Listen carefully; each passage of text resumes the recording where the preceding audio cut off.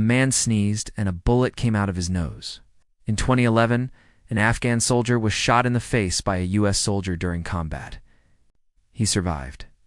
But doctors couldn't find the bullet. 2 years later, he sneezed. Out popped the missing bullet, lodged in his nasal cavity the entire time. He never knew it was still in his head.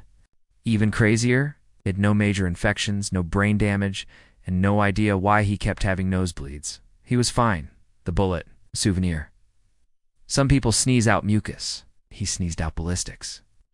Follow Fact Goblin for more bizarre biology and real-life WTFs you'll repeat without being asked.